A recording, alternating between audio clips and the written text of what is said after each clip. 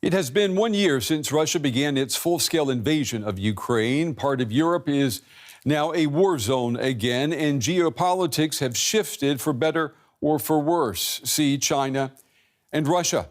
If Russian President Vladimir Putin wanted 2022 to be his year to reclaim some national glory in battle, Ukrainian President Volodymyr Zelensky is vowing that 2023 will be the year Ukraine's forces claim victory by finishing the battle. I'm Brent Goff in Berlin. This is The Day.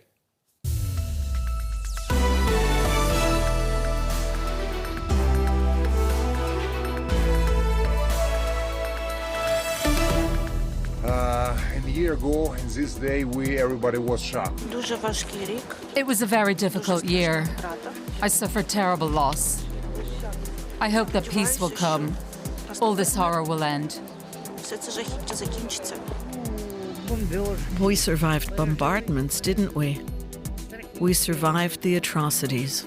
Windows, doors were blown out, but we only got stronger. We no longer feel any emotions. It's just the abyss, emptiness. There are no words to describe this state. People just tired. We are fighting almost all year without any stop. Also coming up, in their own words, Ukrainian women remembering what they saw, heard, thought, and felt when they decided to flee the war.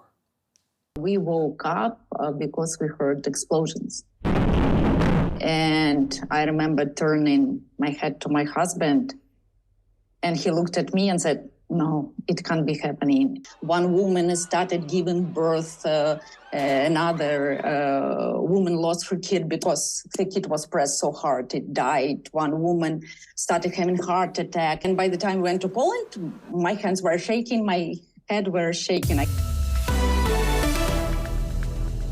Well, to our viewers watching on PBS in the United States and to all of you around the world, welcome. We begin the day marking 1 year of war in Ukraine with wishes, words, and weapons. 1 year ago today, Russia's military began a full-scale invasion of Ukraine from the north, east, and south. In the 12 months that would follow, thousands of troops, Russian and Ukrainian, died. Now, there is no way to verify the numbers, but estimates run as high as 200,000 casualties on the Russian side and more than 100,000 Ukrainians. The front lines have shifted mostly in favor of the Ukrainian military. Once the U.S., the U.K., and European allies began sending heavy weapons, Ukraine was able to push back the invaders, especially in the north. Today, the first Western battle tanks, German-made Leopard 2 tanks, arrived in Ukraine. The United States today announced another $2 billion in military aid, including drones. Ukraine's President Zelensky today saying again that once his forces have the weapons that they need, they will be able to end this war. And that takes us from weapons to words. President Zelensky addressed his nation today, promising to win the war as early as this year, he said, provided Ukraine's allies remain united and continue sending weapons. Dear colleagues, we withstood this year. We started to free our land from Russian evil. We are in the return of security to international relations. And you and I can make this year 2023 to be the year of the end of Russian aggression, the year of the return to peace, the year of the liberation of our land and our people from Russian captivity. Well, the group of 7 nations answered Zelensky today by reaffirming their support for Ukraine and condemning Russia. At the United Nations in New York, U.S. Secretary of State Antony Blinken warned against calls for a temporary ceasefire, saying that this would only allow Russia to replenish its forces. And this sentiment was echoed by Germany's foreign minister. This war is not the world's war. This war is not the war of the Russian people. This war is Putin's war. The Russian president is risking the future of his own country, of his own soldiers, his own children. That's why a just peace, A peace plan presented yesterday by the 141 states at the General Assembly is also in the interest of the people of Russia. Well, it goes without saying that Ukrainians want this war over as soon as possible, but how to get to that end? Zelensky is adamant that negotiations cannot take place as long as Russian forces are attacking his country. No sign of a pullback from the Kremlin, but Russia's ally China has laid out a possible plan to end the fighting. At the same time, the U.S. says Beijing could be providing lethal military aid to Russia for use in Ukraine. China as a credible mediator. Wishful thinking? Well, tonight, Zelensky has confirmed that he plans to meet Chinese President Xi Jinping. We'll discuss this in just a moment, but first, a look back at 1 year of the Russian invasion of Ukraine.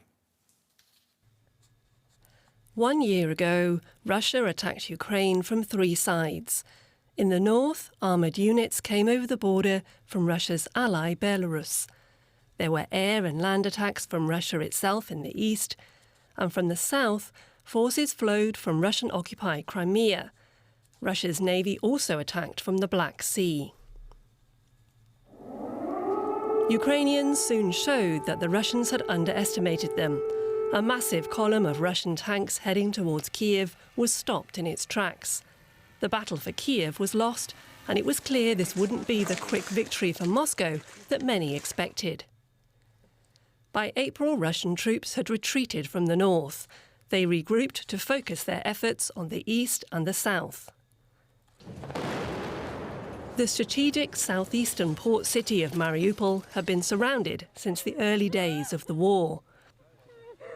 And in May, it finally fell to Russian forces. The city that had been home to 450,000 people lay in ruins.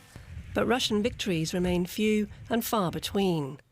In September, Ukraine's military surprised Russia with a lightning offensive that reclaimed large swathes of the Kharkiv region. Ukraine then proceeded to liberate the city of Kherson too, in a major humiliation for the Russian army. Russian troop morale was said to be low. Meanwhile, Ukraine was benefiting from an increasing flow of high-tech Western weapons, including the HIMARS multiple rocket launcher. This allowed Kiev's forces to hit far behind enemy lines, cutting off supply routes and hitting ammunition depots. Since retaking Kharkiv and Kherson, the front line has been mainly stable, with Russia focused on capturing the city of Bakhmut. This is part of an effort to take the entirety of the Donetsk and Luhansk provinces, one of Russia's original stated goals. So what's next? Russia has poured hundreds of thousands of new conscripts into the fight. But the latest offensive, pushing along the front line in the Donbass, has so far yielded no major gains for Russia. Meanwhile, Ukraine is also gearing up for a counter-offensive and is expecting deliveries of dozens of advanced battle tanks from Germany, Poland, Britain and the US. Ukrainian soldiers are also getting training from NATO on sophisticated military maneuvers. That could help them punch through the Russian lines and take back more territory. How far they can go is another question. It's clear that Kiev can only keep fighting as long as the weapons keep flowing from its Western allies. Well, 1 year into this war, what next? My first guest tonight is Lesia Vasylenko, a member of the Ukrainian parliament for the opposition. Ms. Vasylenko, it's good to have you on the program. There is a lot to discuss on this dreadful anniversary. I want to ask you, do you share your president's confidence that Ukrainian forces will be able to win this war by the end of this year? We must, and there's no other way around it. And when I say we, it's not just something that Ukraine must do, but it's something that our Western allies must do also. Because as was rightly put, we rely largely on assistance, military assistance from the West. The more comes in and the faster it comes in, the sooner peace, long-standing peace, can be brought back into Europe. The first Western battle tanks have now arrived in Ukraine. How close is your government, your president, President Zelensky, how close is he to convincing Ukraine's Western allies to send fighter jets? It's a work in progress, and it's been a work in progress for 1 year now. I remember my first interventions with the foreign media and with my counterparts in many parliaments of the world. I was asking to close the sky. To close the sky essentially means to provide Ukraine with fighter jets so we can have less vulnerabilities from Russian missiles and Russian drones attacking unarmed civilians. This is still a much needed element of the defense system of Ukraine. We need to be able to make our skies safe. And the only way to do it is with modern fighter jets. I hope very much that the West realizes this need as an imperative to end the war by end of spring 2023, maybe by end of summer 2023. But without those fighter jets, the victory will be quite longer in the pipeline. What do you say when people say that you are engaging in wishful thinking when you say ending the war by the spring or summer of 2023? Well, let's make this wishful thinking a reality. It's realistic. It's the only realistic thing that this war will end only if Russia is pushed back and only when Russia and Russian government is brought to responsibility, to justice. That's the only way. End the aggression, end the act of aggression, and then have justice brought and then have reparations paid out. This is the only guarantees that exist in the world today for a non-repetition of aggression, for a long-standing peace. The formula is very simple. It's out there, but we have to be realistic about it. Well, is it being realistic to say that a victory will have to include Russia giving back all Ukrainian territory, including the Crimean Peninsula? Is that realistic, or would there be a possibility to negotiate and possibly saying yes to Russia keeping Crimea? This question always makes me laugh because it's very naive to think that if we appease the aggressor, that we will be able to bring peace, especially long-standing peace. If you look especially at Crimea, Crimea is what it all started from. Back in 2014, not last year, not in the past 12 months, but in the past 9 years, this war has been going on 10. And it started with Crimea. It started with the occupation of Donetsk and Luhansk regions. And this is where it should end, with the deoccupation of those very regions. The world has tried to negotiate around those areas to appease Russia. These areas have remained under Russian occupation for 9 years now.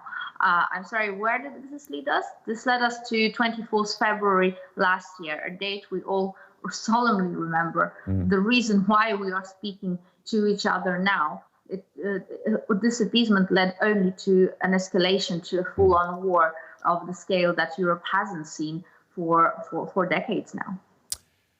Ukrainian lawmaker Lesia Vasylenko, we appreciate you taking the time to talk with us, share your story, and I'm sure many people around the world are hoping, along with you, that the war will come, the end of the war will come sooner rather than later. Thank you. Thank you.